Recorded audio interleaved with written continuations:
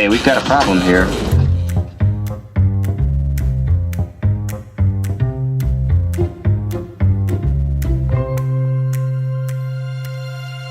So, what's the plan? What's your plan? What are your plans? What's the plan? What's the plan? What's your plan? What's your plan of action? Plan. What's the plan? So, what is the plan? Wait, I have a plan. I have a plan. I have a plan. That's the plan. I have a plan here.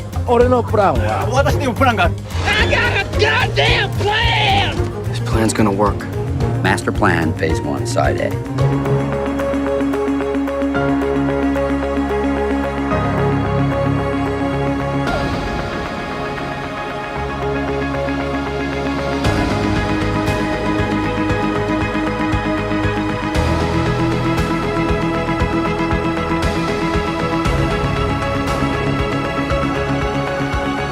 I love everything about your plan.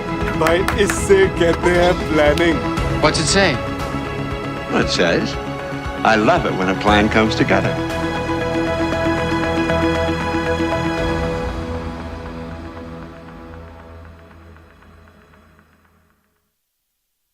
Hello everyone and welcome to Young Australians Plan for the Planet. My name is Jessie and I have with us once again Ian. Now today we're going to be running through a really exciting session, getting ready to wrap things up, but before we do that I wanted to take a moment to acknowledge the traditional custodians of the land that we're meeting on today. So the Aboriginal and the Torres Strait Islander people, the first innovators of this land. Today we especially recognise the elders of tomorrow. They're the future of this earth. Let us join together and respect and acknowledge the First Nations so that we may walk forward together. Okay, so it's time to get started. Now, Ian, what is in store for us today? Well, like you said, Jessie, we're starting to now move towards the big finale. So that's pulling all of the plans together. I've been out visiting all of the schools around Australia, and they're doing a fantastic job. That's so good to hear. Absolutely fantastic job. So when we started out, we didn't quite know how this would go, but it's going great. It's going just great. So each of the schools are working on building their bricks, which is what we talked about last time, the components of the Sustainable Plan for Australia. And what we're going to be doing today is talk about, firstly, how each of the school teams bring that together, which is really simple, into their EcoZone plan. We're going to be talking about establishing an EcoZone vision, which is again pretty easy because all the teams have been working on this.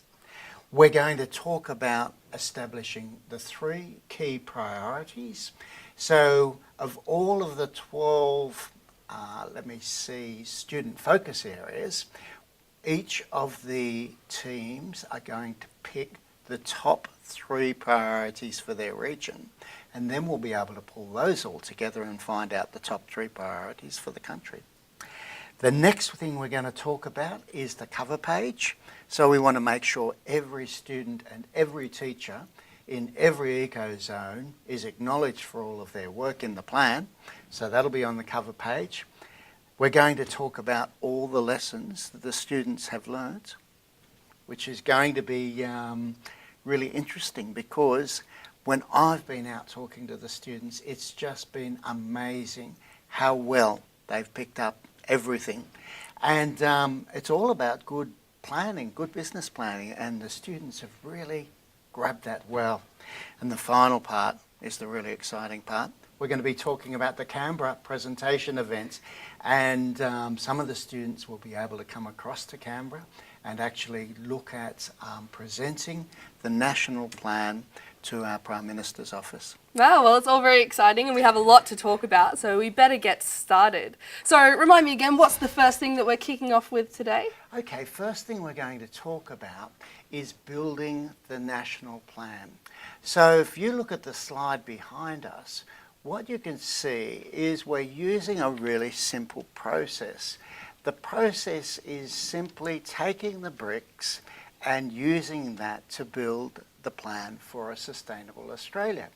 Now, last time we talked about building each individual brick, which is the objectives, strategies, etc. Now what we're going to be doing is talking about how we actually turn that into an EcoZone plan. And this is not complicated. But what we've got next is we've got throughout this presentation a picture of some of the teams. So I just want to acknowledge the Ulladulla team at this point of time. Great work, Ulladulla. I was down there about 2 weeks ago and the team's doing a fantastic job there. So well done, Ulladulla. They look so excited that they've made their plans. They're pretty excited. So was I. So if we move to the next slide, this is what we've been doing. We'll just do a little quick refresh. What we've done is taken our discovery forms, which is on the left. We've then prioritised those. We've taken that full circle and we're now at the point of having built the bricks. We're about to assemble those into each of the EcoZone plans. So if we move on to the next slide, what we can see is these are each of the bricks, and this is an example actually taken from the Darwin team, who put together a whole strategy on poverty and homelessness up at Essington. Well done, Essington. So if we now move on to the next slide, what we're going to be doing is taking each of those, and you can see the 12 on the left-hand side, those individual student focus area plans, we then put together, and that becomes the EcoZone plan. So the students were asking about how they actually assemble that. There's two ways they can assemble that.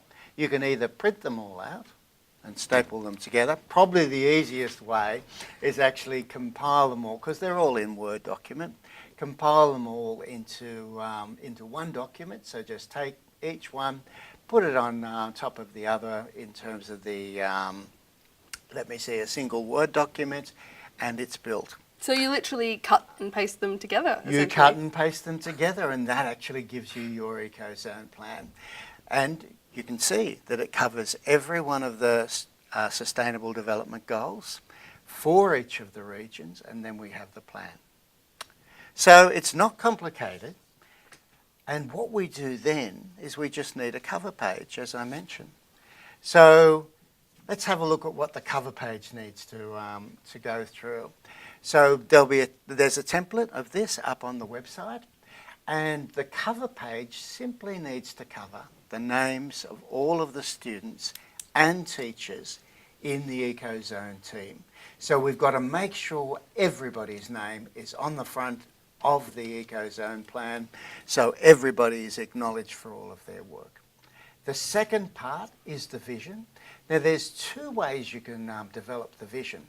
Everybody's already looked at a vision for their particular student focus area, and to do that, that could either be adapted from the Plan for the Planet book, where there's a vision, a planet with a sustainable justice, with sustainable peace. So you can either adapt that, or you can come up with your own regional vision. So that's the second part on the front page. The third part is actually the priorities, the 3 top priorities for your zone. So if there's 12 student focus areas, which are the top 3? And the reason we've chosen 3, do you remember? Oh, well, now was it the 80-20 rule? That was the, well done, Jessie. No, that wasn't planned. I was testing, Jessie, the 80-20 rule. So if you take 20% of 12, it's actually a little bit less than 3, but we figured that we'd round up to 3. So we've got the top 3 areas for your EcoZone. And you can see what we can do then when we're building the national plan. We can take all of those top 3 areas, and that helps us identify the top priorities right across the country. Now, we were talking about that 80-20 rule last week, or last month, so that's just all the work's been done with that one, right? People should hopefully have been prioritising their areas. Have you been talking to the schools about that already? Everybody has already prioritised their discovery summary sheet, so they've already been through this. So it's just applying exactly the same principle. What's most important? What's most urgent? add up the scores, and there you have the top 3 priorities for each of the ecozones. Nice and easy. It's really easy. So this is a really important part, because as you can see, if we put up 20 zones times 12 student focus areas with all of the SDGs, that's going to be a lot for our Prime Minister's office to absorb. So we've got to make life easy for them, and we've got to help them actually know what the priorities are for all of our students. So we'll take those top 3 areas and then we'll apply that right across the country, and we'll do the same process, and we'll have probably about the 10 top priorities for Australia. So exactly the same principles. And what we're going to talk about at the end of today is just summarise the 10 top principles that we've been working on all the way through. But I've been out with all of the students and everybody's already got this. We're just going to quickly summarise that. But what I wanted to do now, remember when we had Dr. Heather Robson talk about prioritising? Yeah, and those excellent videos we watched a couple months back. They were so useful. It was great. So what we've arranged to do is have Dr. Heather Robson again talk about prioritisation, because it's really important we prioritise and all of the students prioritise the areas that they think are most important. So I'm going to suggest what we do is have Dr. Robson just remind us what she said last time, and then we'll come back to the next steps. Excellent. Let's check out that video again. That'd be great. Welcome to part 2. In part 2, I'd like to talk to you about how we want to maximize the impact of your plan. In this section, I'd like to talk to you about 2 case studies in particular. The first one is about a boy named Felix from Germany, and the second one is a case study by Jason Clay from the World Wildlife Fund. So let's start with Felix. I'm not sure if you've been following social media, but if you have, a few weeks ago, National Geographic ran a story with the title, "Teenager on Track to Plant a Trillion Trees," and it's all about a boy named Felix Finkbeiner from Germany. Felix was actually interviewed, and in one of the interviews he said, "We as children understand that we cannot trust that adults alone will save our future. We have to take our future in our own hands." So I want to tell you a little bit about Felix's story, just so you can understand the potential that you also have as a high school student in making a change in the world. So in 2007, Felix was given a school assignment. He was in the 4th grade, 9 years old. Felix's favorite animal at the time, as I am told, were polar bears. So he began to investigate what sorts of things were impacting on polar bears, and in particular climate change. And as he went through, he discovered the work of a woman in Kenya who actually went through and won a Nobel Prize for planting trees. So in Felix's assignment, he decided, I can do something like that, and he challenged Germany to plant 1 million trees in the country. Fast forward to 2011. Felix's story and inspirations caught hold. He's in front of the United Nations giving a speech at the age of 13. Germany has already accomplished its goal and planted 1 million trees. Felix has launched his environmental movement called Plant for the Planet. They've designed a website, and they have a full-time employee. The United Nations has handed over stewardship of its $1 billion tree campaign to the group. Fast forward again to 2017, Felix is now 19, and he's being heralded or revealed as one of the world's top 20 most influential environmentalist and green power activists. 14 billion trees have been planted in 130 different nations. And now there's a new goal, 1 trillion trees, which is about 150 for every person on Earth. So why am I telling you about Felix? I think it's important to understand Felix was not a freak of nature. A lot of students, when they see these sorts of things, go, oh, well, he's really different than me. I can't do something like that. Felix was inspirational and is inspirational and articulate and very good at both. But what he was proposing is not rocket science. He had a passion and a drive. But the most important thing, and this is the thing that I'd ask you to do when you put your plans together, he called people to action, to do something. He wanted them to do something. So many of the students that I've been working with here at Pimlico, I've been working with some of you since prep, grade 1, grade 2. I know that there are ones amongst you that are just as smart, just as inspiring. You are amazing speakers and grand thinkers. So what I want you to imagine as you go through this part now is imagine what your recommendations can do if you implement them at scale. So I'd like you to concentrate on the whole package. In most cases, a lot of the information that you're getting for your plan, your information in your data, it's not novel, but your recommendations and your call to action might be new. Can you think, as you're putting all of these things together, can you think about problems in a new way? Can you clearly communicate and articulate your message? So once you have this plan, how do we actually communicate that and get that out there to the world? Okay, so fast forward to the next case study. I'd like to introduce you to Jason Clay. Jason Clay is the Senior Vice President of Markets and Foods at World Wildlife Fund, but he's also my uncle, and one of the nice things about this is I often get to chat to him about many things around conservation that I've been thinking about, and he's really changed my thinking about how to maximize your impact. And so he often challenges me to think about our goal in the future is to figure out how to produce more with less land, less water, less pollution. So we're not the only species left on the planet. And a lot of the talks that we've had have been really good, and they have really changed my thinking around things. But in case you don't get to see him on a one-on-one basis, he gave a TED Talk in 2010, which I think captures a lot of the essence of these things that redefine my thinking. And the talk was actually called How Big Brands Can Help Save Biodiversity. So in this talk, he stresses that we only have a finite amount of time, money, and resources. And with that, we need to really think about how do we make the biggest impact to help save the planet.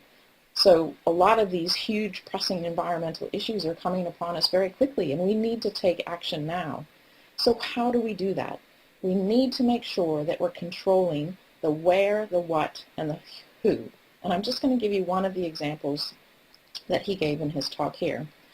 So consumers, when they go to the supermarket, on average, spend a couple seconds making a decision to purchase a product. So how do we make sure when they're making that purchase that they're thinking about companies and products that have, sustainable processes and sustainable supply chains? How do we get to each and every consumer? If you think of a country like China, that would be a lot of effort to go and try to change the minds of every single person before they made a purchase. So I want to talk to you a moment about Cargill. Cargill is a company that controls 20 to 25% of the global market of palm oil. And if you look at that graph really quickly, I don't expect you to be able to see the numbers, but China is the top country with the largest red band across. So they have a really large amount of palm oil they import into the country. So Cargill and one other company shipped 50% of the palm oil to China. So if we can get this one company and this other company to change the supply chain and the palm oil that's going into China and make it sustainably sourced, then all of the palm oil going into China would be sustainable.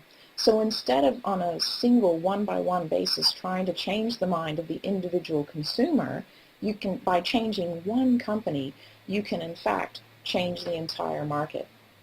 So in the rest of his talk, he talks about the 35 regions in the world that are really important to protect biodiversity. And if you watched my first talk about the tropics, you'll see that many of these regions actually fall within that area, which is really nice. There's also a really interesting analysis of the 15 commodities that are actually having the largest negative impact on biodiversity in the world, and some of the 100 companies that you might be able to work with to sort of change and turn around these sorts of things. So this concept around changing the mind of a consumer versus changing the mind of a company in the market, this was a really aha or eureka moment for me. So it really, for me, it made me think, that I could work really, really hard on both of these two things. But if you put your effort into something, where you put your effort really matters the impact that you're going to have if you want to make changes on an environmental scale very quickly.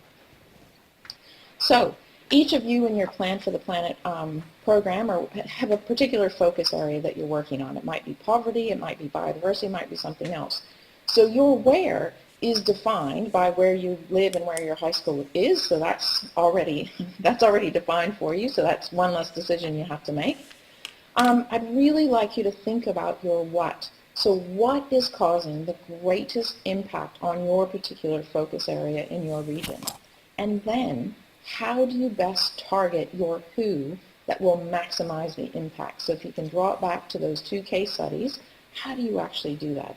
So one final section left, part 3, and I'll tell you in that section how to go through and find some resources that are available here for you in the region. Excellent. That video is just so useful, and I imagine it'll be a lot more useful now that you're in the thick of trying to prioritize some of those bricks that you've been putting together. Look, absolutely, and the reason we asked Heather to sort of go over that again was because what we've been doing all the way through the program is just using a couple of simple principles, and I'm going to go over those and just walk through them again just to finish off, because everybody's already prioritised their discovery forms.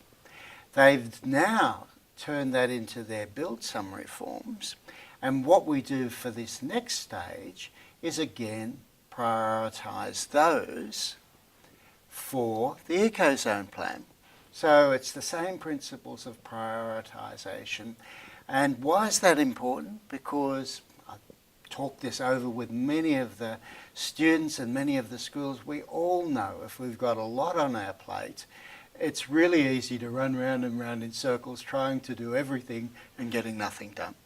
So one of the big lessons for successful organisations and businesses and planets and countries is actually knowing what the priorities are, where to focus, what's most urgent, what's most important, and how to add those up. So this last stage of building your EcoZone Plan will be that cover page, taking all of your,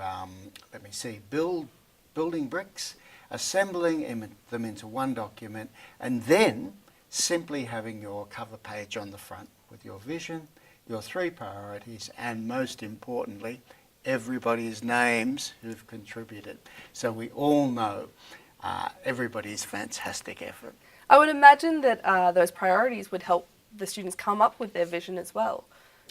Look, absolutely. It's interesting when we put the vision together for the planet. What we came up with was something that covered all of the areas, and that was interesting because one of the principles we talked about when we go on to the 10 things we've learned are in fact the first one, that, or it's the second one, the answers are already there. So when we went out and we tried to identify a vision for the planet, and as you can imagine, that's pretty complicated. It's no small place. Yeah. However, all the work had been done. So the United Nations had set up a group who set up something called the Earth Charter. They published that in about the early 2000s, and that covered, in fact, all of the Sustainable Development Goals. So it's really interesting. It was another example of the answers are probably almost already there. It's just a matter of looking around.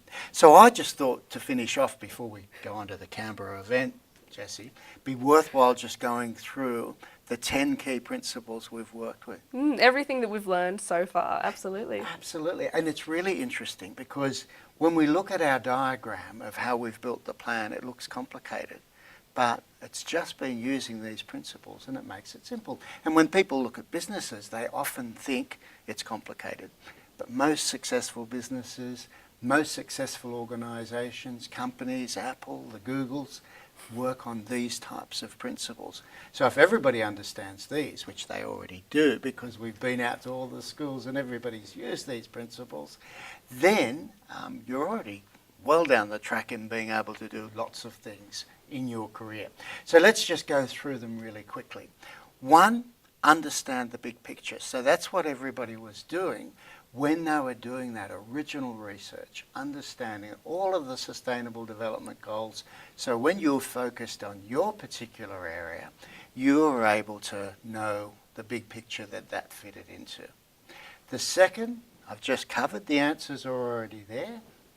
That makes a lot of difference because you don't have to come up with anything clever. Ask good questions and you'll find that the answers are 99% already there.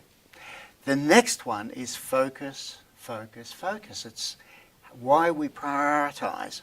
And I think I mentioned last time, Jesse, that when Steve Jobs took over Apple again, so he started out at Apple with another guy called Woz, and then he left the company, came back, and when he came back there were lots of people doing lots of things in the company and they were losing money. And what he did is take about 100 areas they were working on and said, let's focus on the top 4. That's what he did, and 10 years later Apple was one of the largest companies in the world. So that's why focus is really important, prioritisation, and using the 80-20 rule, which we talked about. So everybody's got that because we've done that a number of times and now we're just using that again. The next step was building the bricks of the plan, the vision, objectives, strategies, actions, and we've been through that, we've workshopped that with all of the students. Everybody's done a fabulous job, and I think we've probably got probably half to 2/3 of those bricks already up there. Now, one of the things to remember is that you don't have to do this all by yourself, which is the last point. Teamwork is what great plans are made of. So you can use your team if you've got any questions or you're not sure how to build your bricks, then use your other team members, see how they've done it. But just as importantly, we've got now all of the schools across Australia all working on the same student focus areas and SDGs.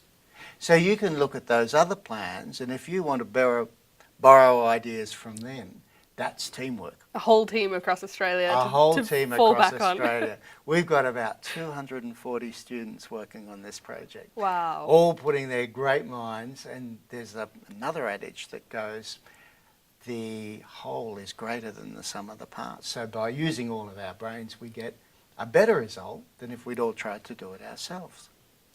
The next point is the one where we really look at leveraging things called interconnectivities.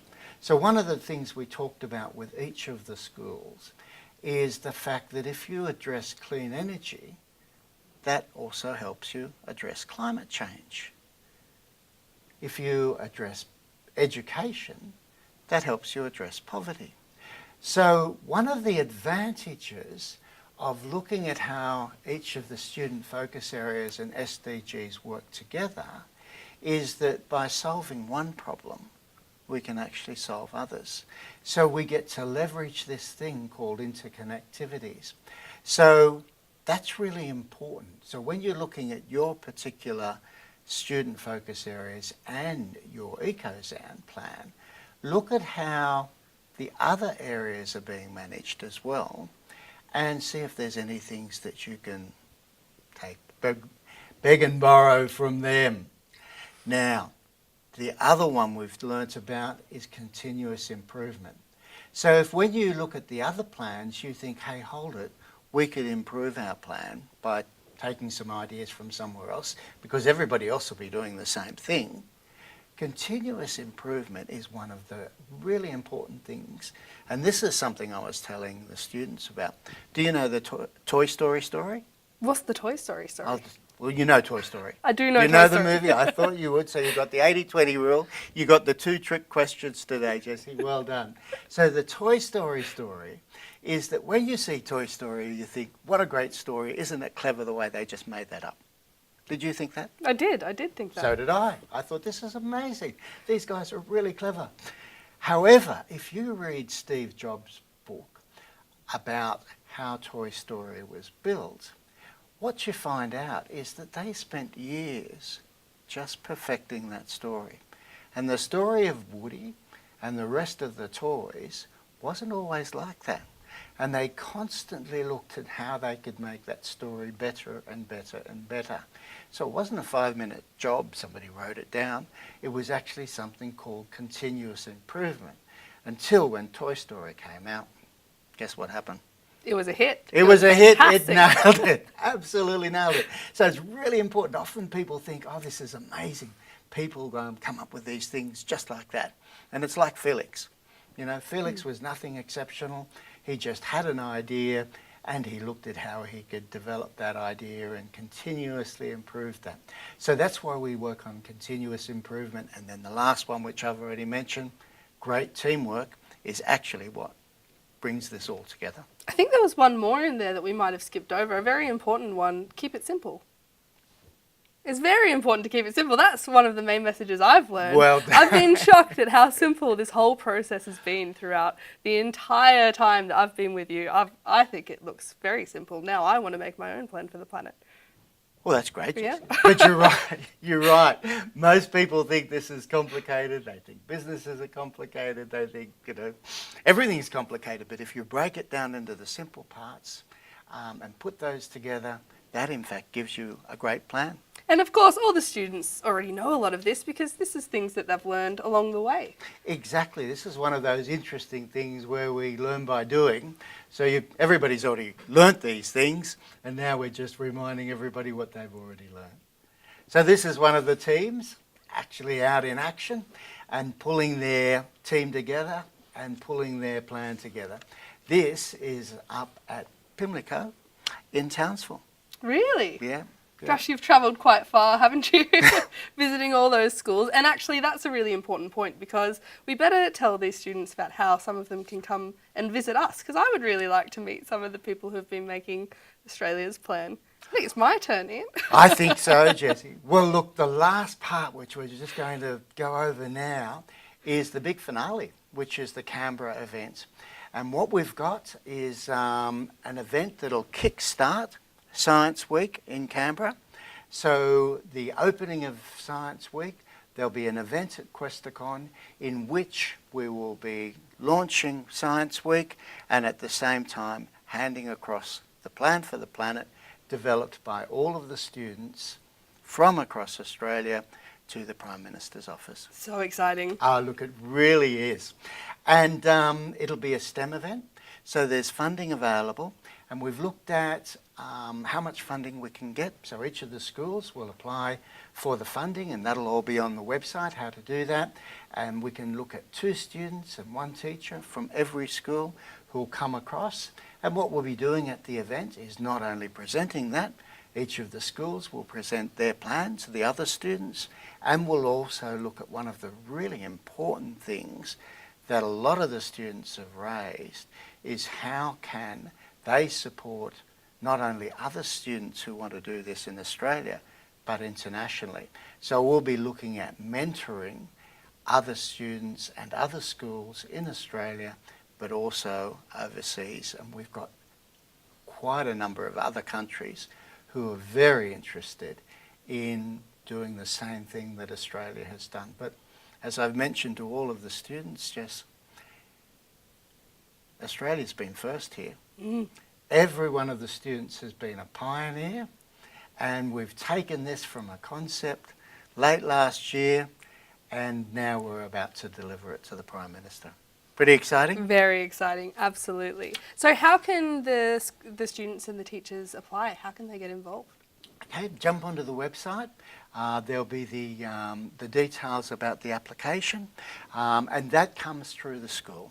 So each of the schools applies for the funding, and that then pays for the travel and accommodation and the event. So that's all on the website. That'll be probably loaded up tomorrow, so everybody can start the application process. Do you have a date that you'd like those in by? Not yet? Look, I think in the next couple of weeks, because I know a lot of schools are going on holidays. So the best thing is to get those in before everybody goes on holidays so that we've locked it in. So as soon as you can, everybody, jump online, find that application and get it in. Exactly, exactly. Wonderful. Well, I think that might bring us to the end of today's session. Was there anything else that we needed to cover, Ian, before we go? Well, only just to let everybody know what the final session will be about, which will be in a month's time. And that's where we're actually pulling together the national plan. And so the two things we're going to need for that national plan is to take all of the EcoZone plans and bring those together. Now, what we're after is a couple of volunteers for each of the schools, so probably about 2 volunteers to actually help with that. And we'll form a national team from each of the schools to actually help with that synthesis process. So all we need to do is get those nominations. Again, there'll be details of that on the web, and then that synthesis approach will in fact go through from the 20th of June through the July period so that we're ready to present that in August. Wonderful. So next time we see the students, they'll be in the process of combining those things together. They will, but I've got a great story to finish off Oh, with. yeah? Yeah, this one's great. So what we're going to do is have a team of synthesizers who are going to pull the plan together. And this is the last trick question for you, Jess. Oh, no. Yeah. So, do you know what the first computers were called? Were they called synthesizers? No. No, I don't know. Okay, well, I'm going to tell you this one because this is a really tricky one. They were called people. Really? Really.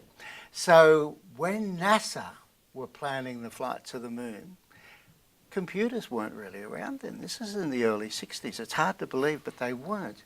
And guess who did the computing? I'm going to guess it was the people. It was people. And they were called computers. And then slowly computers came in and we transferred it. But it was actually people sitting down, doing all the numbers on pieces of paper, and that was part of the way they actually put the man on the moon. So I just wanted to finish with that story because it's a great story about technology's terrific, but if we put our minds to something like building a sustainable planet, we can do it.